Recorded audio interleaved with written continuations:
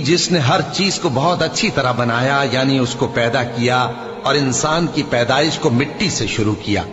फिर उसकी नस्ल एक किस्म के खुलासे से यानी हकीर पानी से बनाई, फिर उसको दुरुस्त किया, फिर उसमें अपनी तरफ से रूह फूंकी और तुम्हारे कान और आंखें और दिल बनाए, मगर तुम बहुत कम शुक्र करते हो।